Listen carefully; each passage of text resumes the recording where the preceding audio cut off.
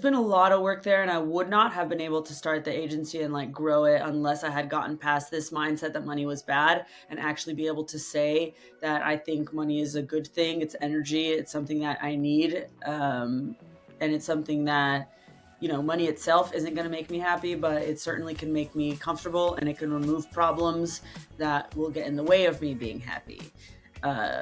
It can remove, like, financial stress is a killer It of is. happiness. Absolutely. Yeah. So if you don't have financial stress, you're more likely it's easier to just be calm and happy. Right. Welcome back to Business Savages. Today, I fortunately have another lady guest because lately I've had a lot of men coming to my show. So every time I have a lady guest, I am so excited because I think we're underrepresented here, obviously. She is a badass lady boss at a very successful content marketing agency, and I'll let her introduce herself. Hey, Olya, thank you for the kind introductions. I'm Maeva Cifuentes. I am the founder and CEO of FlyingCat. So we are an SEO and content agency for B2B SaaS companies. We're fully remote. I'm based in Barcelona. I'm from California, but I'm French and Colombian. And so, yeah, we're fully remote. We have team members in Argentina, Mexico, Spain, all over the place. We are now 12 people. At one point in our growth, we started 4 years ago. At one point in our growth, we were about 30. That was the peak of the team. And now we've gone back down to 12. And it's been quite an interesting journey. As I was telling you right before we started recording, I come from a background of freelancing. So I was a freelance writer, translator, and SEO strategist before I started the agency. And yeah, now 4 years later, here I am speaking to you. 4 years strong. Interesting. So it sounds like you were never in house. Can you I've tell us a little never, bit more about that? yeah, I've never been in-house. Um, before I started freelancing, so the first thing I did was freelance translation. And I got into Hmm. freelance translation because my parents are both professional freelance translators, and I spoke a few languages. And at the time, I was bartending. Actually, when I initially started freelance translating, I was still kind of like in at college and university, and I just wanted some side money. And then I moved to Europe, to Paris, and I started bartending there. And I just didn't like having a boss telling me where to be. Who does? Yeah, like, you have to be here. I remember exactly the weekend where my family came to visit from California, and they were like, "We're going to go to Berlin and Barcelona for like the next weekend and a little bit more. Come with us." And I was like, "Obviously, I'm going to come with you." So I told my boss I can't work this weekend because I'm going to go with my family to Berlin and Barcelona. And he's like, "Oh no, you are working. Like, you have to come in." And I was like, "Excuse me." Um, and in that moment I was like, this is never happening to me again. Like, that's just not an acceptable thing in my life. And then I started like trying to build a client base, and then I eventually quit and started doing that full time. So yeah, I was freelance translator, and that turned into freelance copywriter, and that turned into content writer, long form, which then led to SEO strategy, which I did fall in love with because I can really see the impact that it has across the Right. business. And that grew into me building a team, the agency that I have today. So did the team building happen organically, or did you just like intentionally make that decision as in like, okay, I'm ready, I'm going to turn it into a whole operation? It was more organic. I remember I had a coach at the time, and I was trying to figure out just ways to kind of improve my business and make more money. And she had a lot of like modules about operations, team building, that kind of stuff. But I didn't really have that intention. I just remember at one point I was doing a lot of client work, and there was a lot of writing to do, and writing takes a lot of time. And I still had to Right. do the account management and the strategy and analytics, the technical work, and still try to grow the business. So I started getting a writer. And then I was working with that writer, and she started asking me questions like, do I have to upload it? When is this due? When's the next thing due? And I was like, don't ask me when a deadline is. I can't deal with this. So I had a friend who, she was like in between jobs, and I was like, I'll give you a few hundred a month, like help me manage these deadlines, basically. She's still with the company now today. Wow. Yeah. So it kind of grew from there, where like little things where I was like, oh, I don't want to do that. Like, I think the next thing I offloaded was, invoice management and that kind of thing. And then after that, it was, I don't know, editing. And then so slowly, little by little, it started to expand. But then at one point I was like, okay, this is a serious agency now. Right, right, right. Are you still doing any of the hands-on work, or are you mostly just managing? I haven't been doing any hands-on work for a couple years.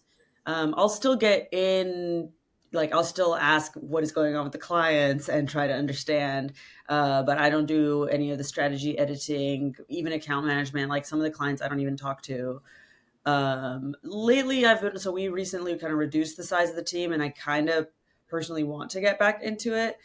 Um, I mean, I like the freedom to not have to be in the the Right. day to day of the clients. But I did enjoy doing SEO and building these case studies and having ideas and doing cool things with them. So I think I kind of want to get a little bit back into there. But yeah, I haven't been doing any client work for 2 years.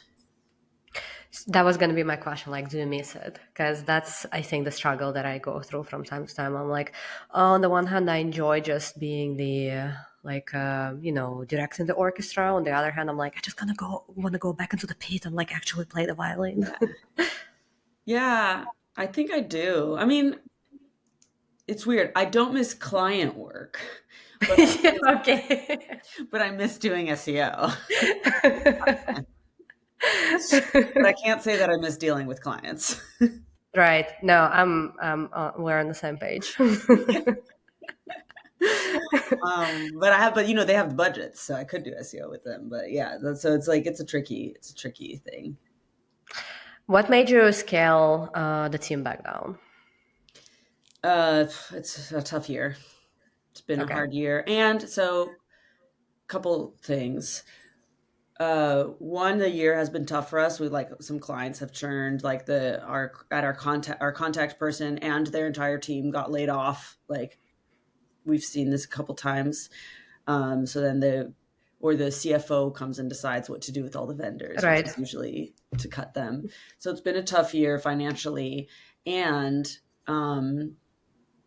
just like trying to understand my team structure. I've been realizing there's probably too much overhead. We have a lot more overhead than a regular agency would, because we have the whole leadership team, we Okay, I have see. operations team, and most agencies of our size would actually be like only consultants, not Right. have operators. So these are just like lessons I'm learning.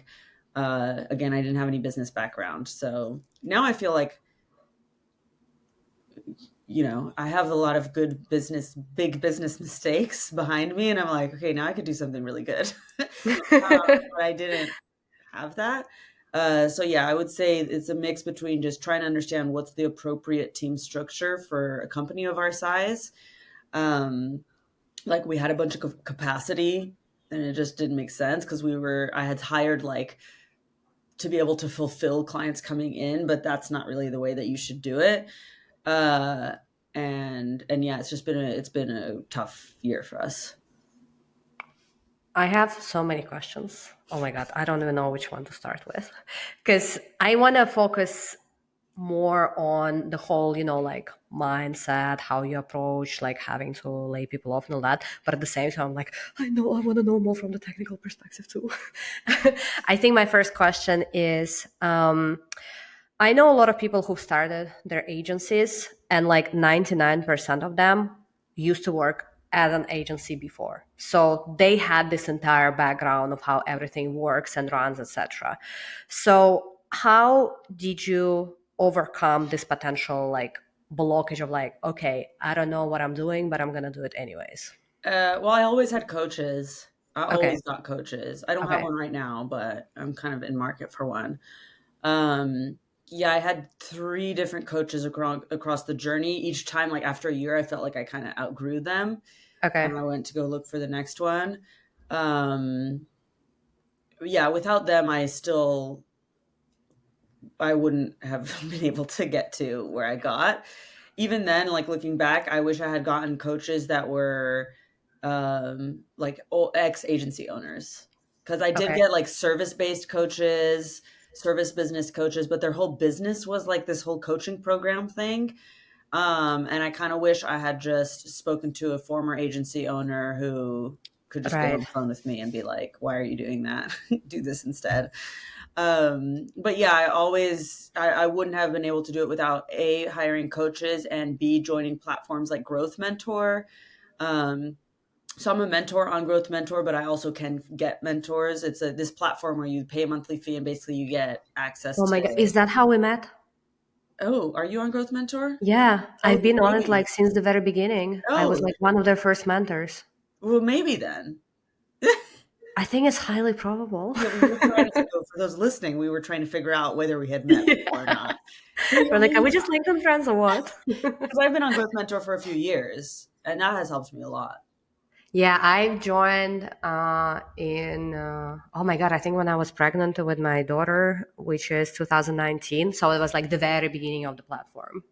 Oh, nice! It's a great platform. I love Yes, it, I and love the it. community is Mhm. great as well. Yeah, they've gone a long way, and Yeah. I love the concept. Yeah, I do. I want to say like maybe like 4 calls a month, like the pro bono ones, Oh, where really? people Yeah. just come in for like Same. 30 minutes. I put like one a week or something, unless I'm traveling, but that's what I try Same. aim hmm for. So sorry, I interrupted you with my whole. Oh my God, that's how we met. Okay. So to develop more on that thought, I feel like that's a very like intentional and mature decision to get a coach, because I think a lot of people like don't get to that stage. They're just like, dealing with, well, most of us are dealing with imposter syndrome, right? And just like lack of confidence and all that. And then just like eventually just motivation dies. How was that like an advice that you got from somebody else, or did you come to the decision yourself? I came to the decision myself because I was like, I don't know what I'm doing. I think I got my first coach before I started so it was like right around the time I started the agency. Um, Probably like 4 months, 3 or 4 months before I started the agency officially, I started working with the coach because I had gotten to a point in my freelancing where I was like, I don't know how to take this forward anymore. hmm And I need somebody to kind of show me the way. So I Right. started getting a coach, and it was a big mindset. I knew I had a bunch of mindset blocks. Like I had to deal with a lot of money mindset issues. It's kind of when I started my personal development journey. It was probably also 2019. Yeah, 2019, like April 2019 ish. I just remember like a You know trip what? where it was kind of, I went to Thailand, and in that moment I was like, this is not working for me what I'm doing. Um, so I started changing everything there, like, and it impacted my business, but it was a lot of personal development that I had to do. And since then, I kind of have always had a coach because I just needs to be connected to somebody who has already seen where I'm at, and who sees things that I can't see. Right. So money blockage. Talk to me a little bit more about that, or rather, like money relate mindset, because I think this is like a common theme Yeah, for everybody. Did you know that you had some, I guess, like inherited beliefs or like I did. uh, programs running in you, or again, did it like mostly come out through mentorship and all that? It came out through, yeah, through mentorship, through reading about it. So in my head, like when I was younger, I would say what a lot of young people say now, which is like, money doesn't matter. I just want to be happy. Right. Um, but I wasn't happy because I was broke. But then you keep saying that because you're like, well, I'm not making money, so I'll be ashamed of myself if I say that money matters, because I'm not making it. So, you're kind of in that denial. And God, it's been a long time. I can't even remember what my blocks were. I know, like, growing up, we had money issues in the family. Like, my parents fought about it. So I guess And my mom has always been like super frugal. And then my dad is kind of like frivolous spending.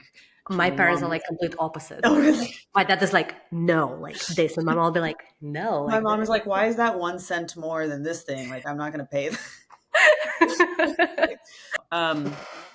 Yeah, so just seeing them kind of fight about it, and it was always a thing growing up. So maybe part of me was like, okay, money is bad. Um, Right.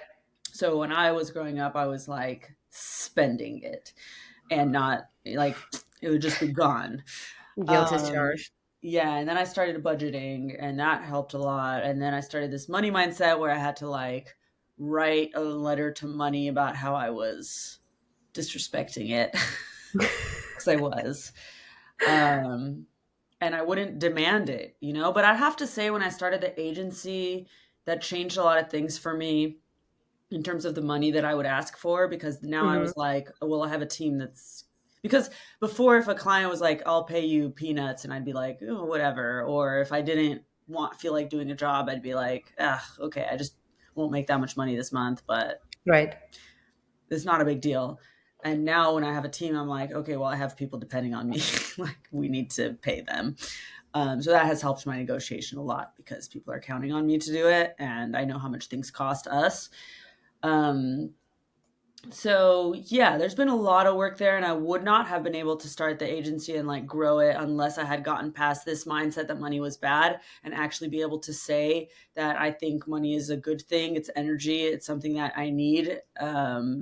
And it's something that, you know, money itself isn't going to make me happy, but it certainly can make me comfortable, and it can remove problems that will get in the way of me being happy. Uh, you know, it can remove, like, financial stress is a killer It of is. happiness. Absolutely. Yeah. So if you don't have financial stress, you're more likely to, it's easier to just be calm and happy Right. And do other things and instead of do, like yeah, constantly things being that you stressed. like. Yeah. Yeah. I think there is a recent study that came out actually in the US that says that the financial stress contributes, like, there is like an outrageous number, like 80% to the mental health Oh, I disorders. think I saw this one. And I was Yeah. like, what? I mean, I knew it would be a high number, but when I saw the actual number, I was like, whoa, But you know, the okay. crazy thing is, Olya, it's like it doesn't, financial stress doesn't only cause mental health Health problems, it issues. causes physical health issues. So it Absolutely. causes disease, because if you have chronic stress like that, you're more likely to get diabetes, you're more likely to get heart conditions, you're more Right. likely to get, you know, these chronic disorders, autoimmune disorders, if you're always stressed like that. And people don't realize that it's not only the cost that, like, you are going to suffer from having to pay from those conditions, but actually being broke is causing those conditions in some indirect way, because it's causing you to be stressed all the time. It's crazy. Do you think financial stress is only when you like literally don't have any money in your bank account? Or is it also like, or is a big part of it is actually when people do make a lot of money, but they still think, okay, it's not enough. I'm not making enough. I need to make more. Probably, it's, I mean, I guess it's both. It's just about a mindset thing. You can be making a ton of money and still, like, there's billionaires who go bankrupt, you know? Right. And it's probably because they have some kind of mindset thing where they don't feel comfortable holding on to the money, or they don't feel like they deserve it. Like, you know, Basquiat, for example, the artist. Mm-hmm. I recently read his or not autobiography, it's a biography written by somebody else. But like, he was a simple guy, and when he started getting really rich and famous, he felt really uncomfortable holding on to that money. So he would just give it to people or spend it all on drugs. Like, he did not want to hold on to it. So I think that kind of mindset can hurt you, and you can get stressed from it, actually, whether you have money or not. Because like you said, it could either be, I don't deserve this money and I Right. shouldn't have it, or I'm scared I don't have enough. So it's like, yeah, I'm scared I have to hoard it, like, oh my god, it's all going to go away, or like, I need more. Or you don't have money, and then you're actually faced, you know, with not being able to afford the things that you need to afford. But Right. I think it can be in many situations where you have this stress. I think I've heard like I've read a stat about all the like sports players, like NBA players and all that, where like stories like this are so frequent. Like they make shit ton of money and they don't know what to do with it, and then eventually they just all have like really sad stories at the end of Yeah, it. it's sad. We should teach financial health and that kind of stuff in school. Amen. I wish they taught, yeah, emotional intelligence, finance, nutrition. Those are the things that we really need in school. Yeah. I think there is a reason why they're not taught in schools. There's this meme that says, well, not a meme. Sorry, was this line from one of the rappers like, "They don't want you to be successful." I just feel like that's exactly what the school system is. It's like they actually don't want us to be Yeah. successful. They teach us skills that are not like scalable and practical in real life. Yeah.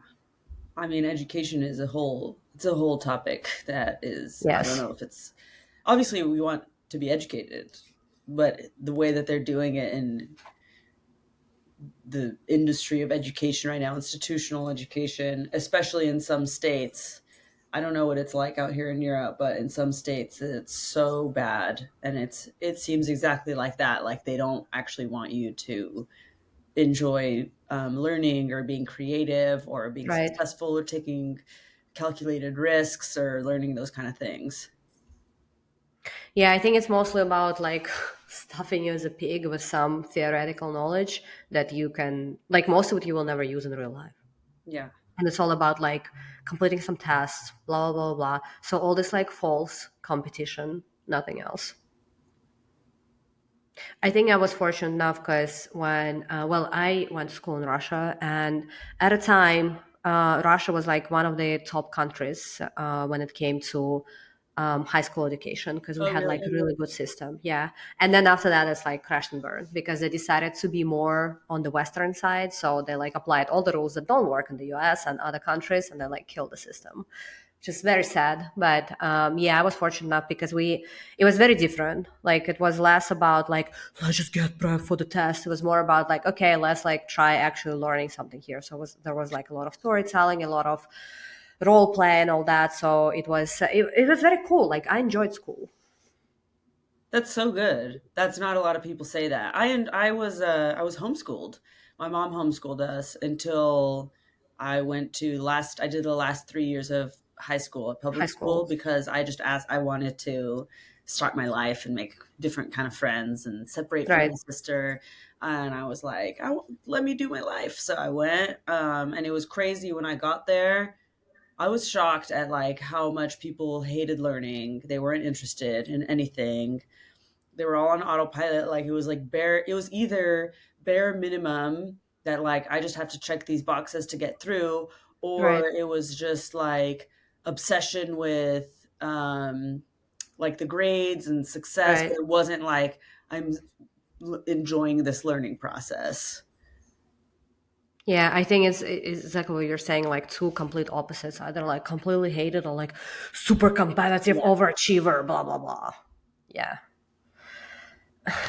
I feel like I don't even know what has to happen in order for that to change.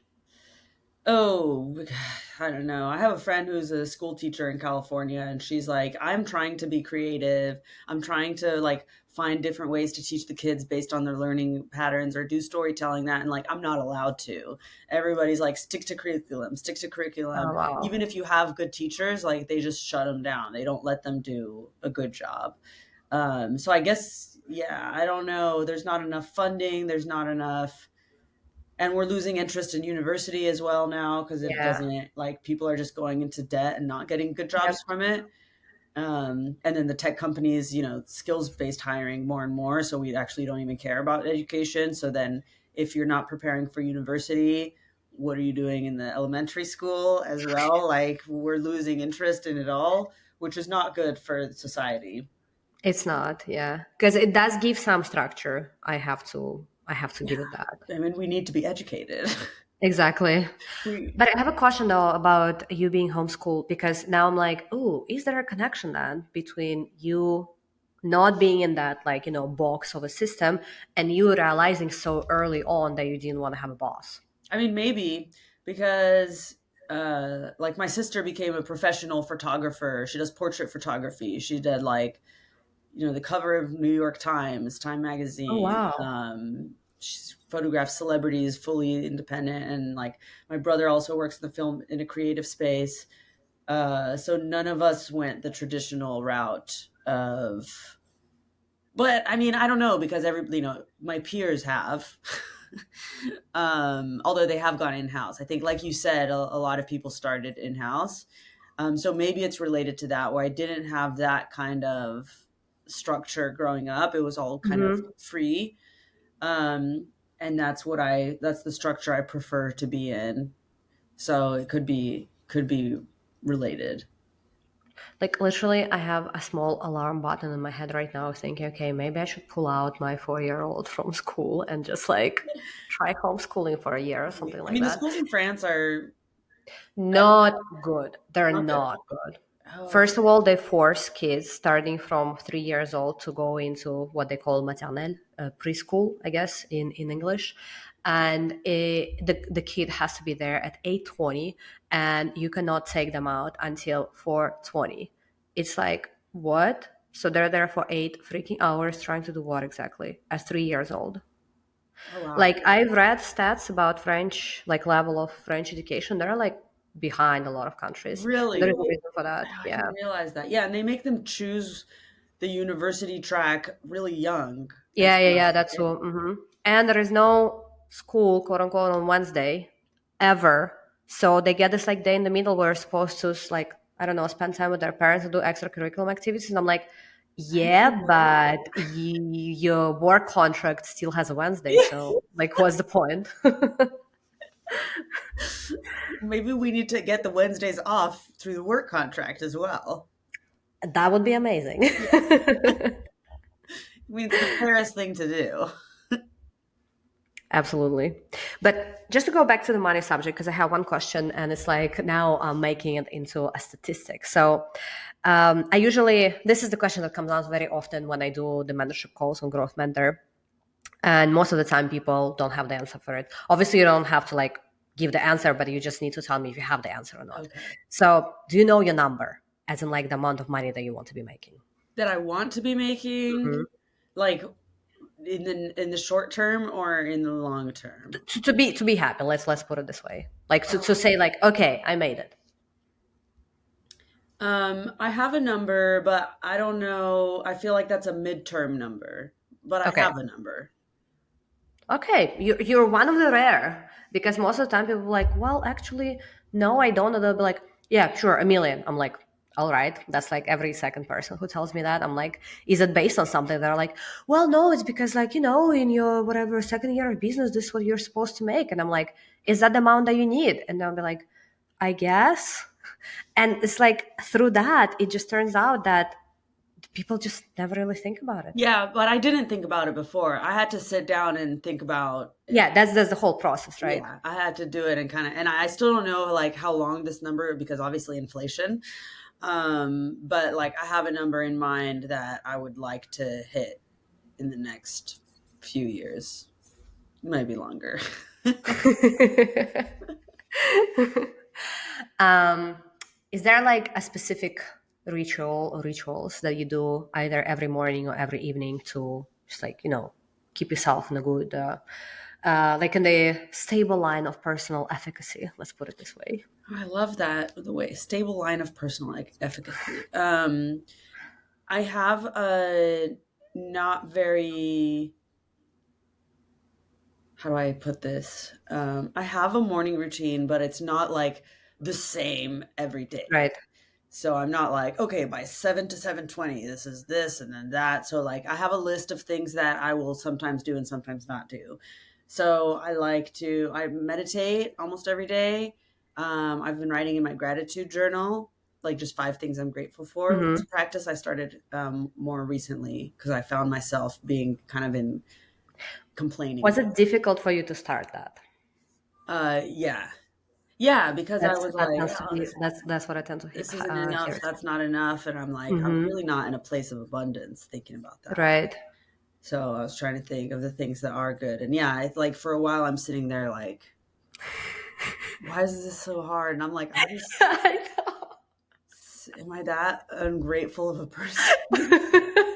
And I'll be like, this cup of coffee is amazing. I'm grateful for my cup of Yeah. coffee. And then I'm like coming up with this like superficial things. Yeah, it's like at first I was like, this feels so superficial, but there's actually so many good when I'm getting into the habit, then it actually feels really nice. It's a really good thing to do. So I'll do that. I'll exercise. I try to exercise daily, but by I'll probably like do a proper workout 3 or 4 times a week, and then the rest of Okay. the days I'll do like a 20-minute yoga video, or maybe I'll just like, Dance. yeah, I don't know, some kind of movement or take a long walk or something.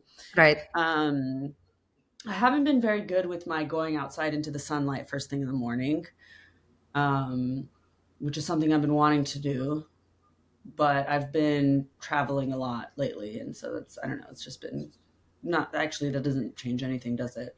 There's still daylight every morning everywhere I go. Well, unless you are in, I don't know. Like the Arctics or something. I don't know. Yeah. Yeah, so it's kind of like an unstructured morning routine. I try to take my mornings really slow. Um, oh yeah, it has changed traveling because now I've been back and so I've been jet lagged and so I've been waking up quite late.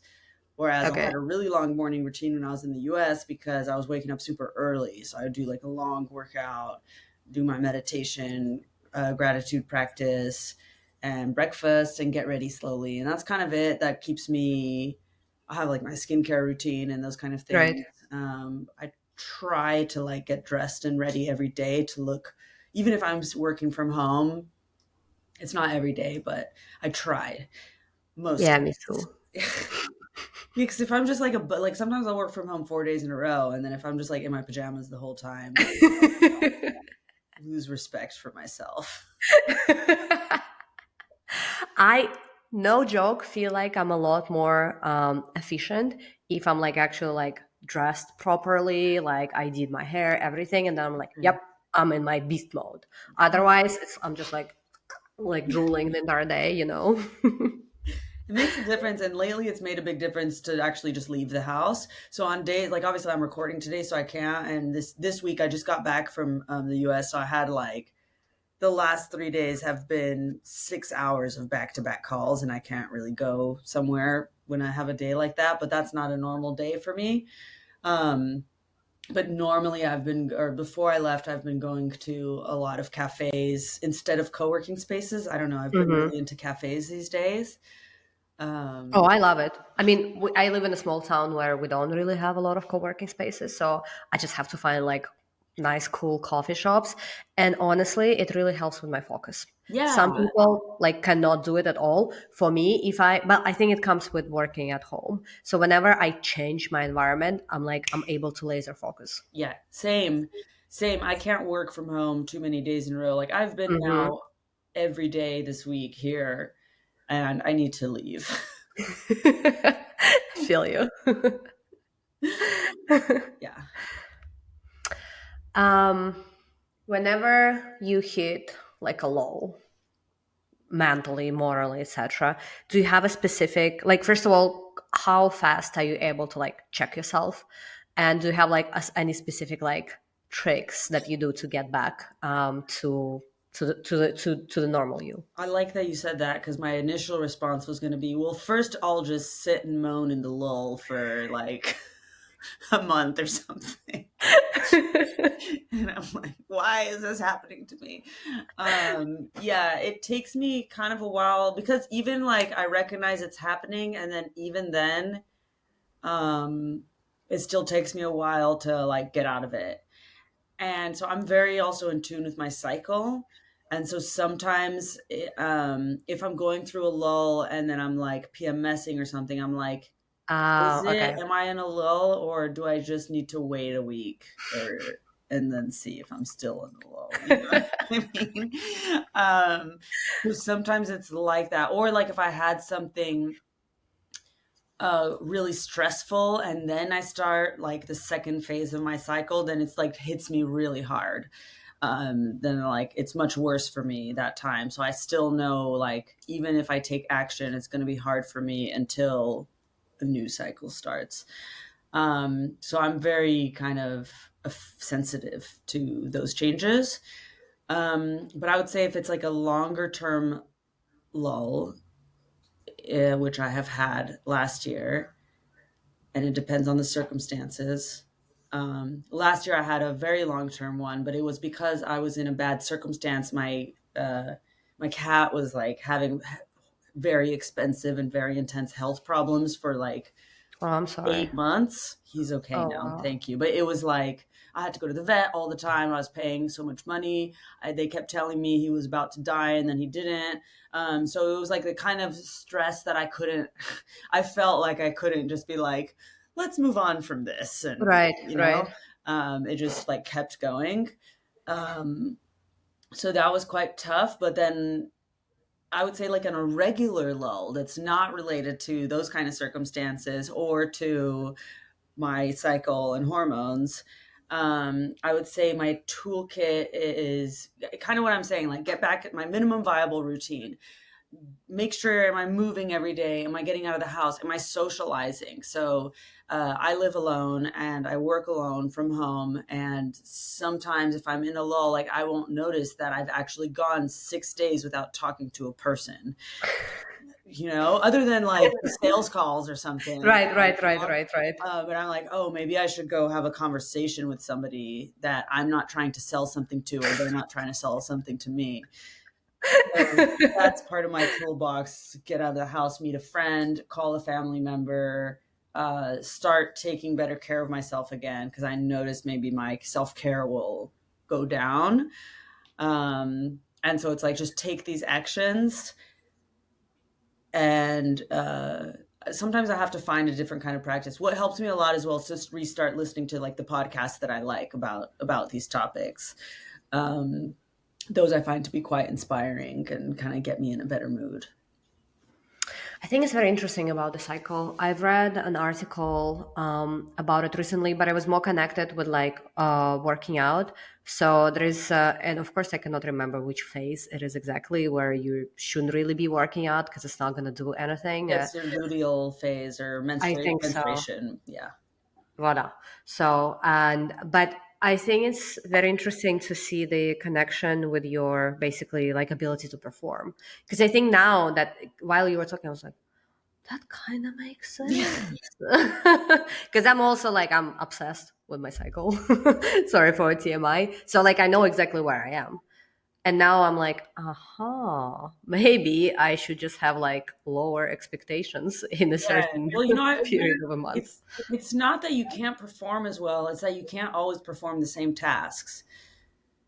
So I try my best to organize the month where like, if I'm high energy, high hormones, then that's when I'm doing podcasts. That's when I'm recording videos. That's when I'm doing sales calls. That's when I'm like going out.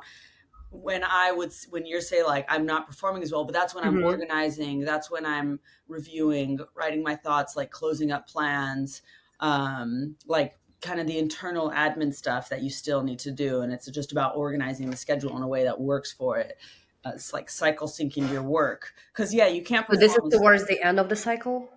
Yeah, so towards the end, I try to reduce the amount of calls that I have.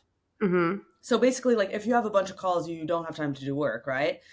Yes. So you do the work second half of your cycle, you take the calls first half of your cycle. I mean, Okay. it's very reductive. It's a little more than that, but like that's kind of what I've been doing is like lots of calls first half, and then I try to just catch up on work second half. So I stay productive and I don't get burnt out that way. What's your definition of productive? Do you have like, where's the bar? Like, do you have the bar? Productive for me is doing the most important work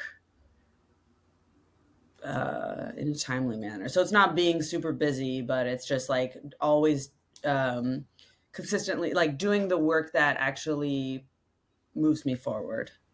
Okay. Okay. What's the definition of success? Big question. Definition of success, like for my own personal life. Hmm. I guess my definition of success for me, a successful life would be uh, that I'm happy that I have the time freedom to spend, to spend my time doing the things that I want, that I'm comfortable financially, that I can do anything that I want without having to worry, um, and that I can be creative. I guess the main thing that I would say as a definition of success for my life is uh, the freedom to always be doing what I want to be doing. I don't want to be the preacher in the station, but I feel like it links back to you being homeschooled. Because you were not put in the box at the very beginning. I'm just Maybe, like, I'm having this like fireworks in my head now. maybe I never made the connection, but very possible. My mom would say yes. Anything that my daughter does right, I'm like, that's me. Yeah, I did that. I taught That's her me. that. Anything she does wrong, that's the dad. Exactly. Or just society, you know. Right. Speaking of kids, parents, etc., the pride. What is one or maybe a couple of things that you've done in the last few years that made you personally proud? And is it the same pride that your parents would have for you? Pride. I was like, did you say crime? Are you Oh my talking god, about that's my other crime? podcast. I was like, well, let me start thinking. No, what are things that I'm proud of? So, FBI dialing in. um, I'm proud. So, like on a personal level, I'm proud that I learned Italian in the last few years, and I went to Italy and Nice. was able to speak that, and my parents are proud of that too. I'm really proud of just my resilience and building this business. It's been really hard. There's been a lot of ups and downs. There's been a lot of times where I have just kind of wanted to give up. And I realized something that I have, that I guess a lot of business people have, but that I have that a lot of people don't have is this attitude of, okay, well, that didn't work out. Let me get up and try again. I'm not the kind of person who's like, oh, I'm not meant to do it, or it's a Yeah, disaster. that's me. That's me. Which one? The second one. If like if it goes remotely wrong, I'm like, fuck it. No, this is like I'm never gonna do this again. I think my mom, she'll try like 5 seconds to do something. She's like, "Oh la la, ça marche pas!" Like, no, no, no, no, no, c'est foutu. We're not doing it. We're not doing it. It's done. Just try again. Like that's the process. Um, Oh, that's so funny. So you're so different from your mom. opposite, like opposite, every Wow. aspect opposite. Yeah. I'm a lot more like my dad was entrepreneurial. Okay. So I'm a lot more like, yeah, so my mom's the frugal one. I have more frivolous like my dad. um, yeah, so I would say that's probably the thing I'm most proud of is just like I don't get like sometimes I'll get down and frustrated and have, my existential questions like anybody, but I'm pretty quick to keep going. I guess I'm quite stoic in that sense. So I think that's probably what I'm most proud of in terms of my traits, and it's helped me build what I'm building. So is that something that you've observed in your dad, I guess, maybe? Or is it just something that you don't even know how you got it? I think part of it comes from my dad, and part of it was like my curiosity. Okay. I studied psychology, and so I've always been quite interested in the mind and humans. So I think I've always just been quite curious about how this kind of knowledge can help you kind of manipulate yourself into a different person, or like a better version of yourself, like how much you can actually control who you are. That's really cool. What is the one thing that you could tell to your like past self whenever you started the business? Like the one thing that you know now that you could tell to yourself when you were just starting out. The one thing, I have so many things. Uh, don't hire too fast, is what I would say. Okay. Yeah. I feel like a lot of people got burned with that because I think it's very, especially if you're all of a sudden just making a lot of money or like raise a lot of money. I think this is like the one most common Yeah. pitfall that people make. Yeah.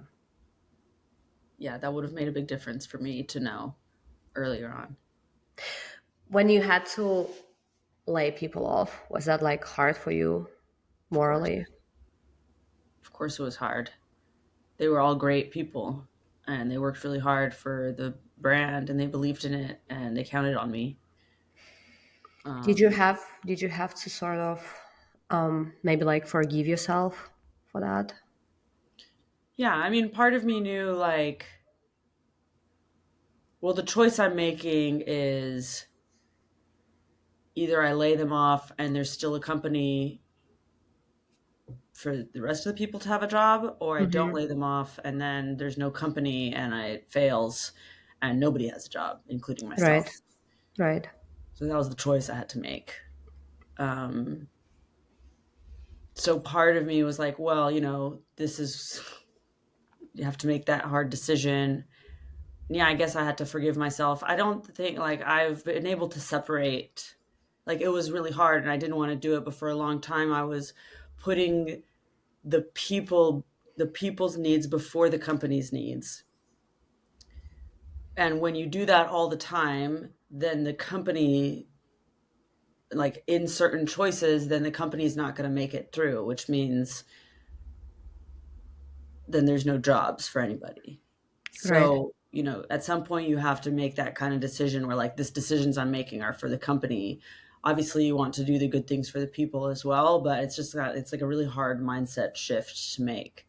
Cuz then you have those questions like, oh, is this what everybody's talking about where you have to become cold or something or not a good person to make these kind of choices? And I don't think that it's that, but I'm just understanding a lot more like um to make a business run, sometimes you have to make those choices if you've made mistakes earlier on like I did, because if I had started knowing all of those things, I wouldn't have had to make those kind of tough choices, but I didn't have those lessons yet. Right. That's tough still. Yeah. All right. I think that was a really good episode. Yeah, thank What I you. do at the end of each episode is I try to give some sort of homework to the listeners. Because I think what tends to happen is that we listen to like a very cool episode and you're like, oh my God, all these tips and tricks and ideas. And then, like, at least me personally, 5 minutes later, I'm like, I don't remember what I just listened to. So I have a couple of ideas for the homework from everything that we've just discussed. I think one really like big task is when you talked about the money and you said I needed to understand like my relationship with money and what kind of blockage I had. I think this is like a big homework to give to people, as in like you need to really like get down to that and like understand what is it the relation they have with the money. I think another really practical piece of advice, which I think is not very often talked about, is getting a coach, because I think it's like still seen as, yeah, well, I don't need that, I'll just get by. So I Yeah, would say, like, if you're struggling, get a coach. I agree. There's a big mindset where they're like, well, if they're so good at it, why would they be charging to coach? Wouldn't they keep doing that? No, don't like stop thinking that way. Go find a coach because it makes a really big difference. And they are not doing it because they don't feel like doing it anymore or they want a different source of income. Like it doesn't mean anything about their ability. Right. Do you have any advice, maybe recommendations on where is the best place to find someone? I would say ask around. Go find somebody who's like maybe sold, like already done a business that um, you the same one as you. So that's I think that's key. Is like another for me. I would need another agency owner, a few steps ahead of me, or who's already sold it. And just ask around. Like follow people that you admire and see if they might want to mentor you. Or I think that's probably a good way to go. All right. And I think the last one is something that I personally need to follow more often. If you're working remotely or like from your house, get out of the house and go Oh, talk to people. go right now. Are there any like last words of wisdom that you would like to share? Last words of wisdom. Well, you stole my one of going outside right now. Yeah, I mean, I would say words of wisdom. Just I don't know how to say something not too cliche, but like it's a journey, you keep changing. It's okay to want to change directions as well and just pick up and start again, or just keep going forward, doing the best that you can. And sometimes the best that you can is not going to be okay. Um, but just keep going. That's a good one. Because I think a lot of times people don't want to accept that, oh my God, like now I want to be, I don't know, an artist and I used to be a Yeah. shoemaker. And they're like, I'm like, I don't have any credentials. I'm like, it's okay. Like, you can still try. Thank you so much, Maeva. It's been a pleasure having you. Merci, grazie mille. I don't know Thank which other language to use. Thanks, Olya. Gracias. It's been great. Appreciate it. We're going to put all the links to your LinkedIn account, to your agency in the description of the episode. Awesome. I think this Great.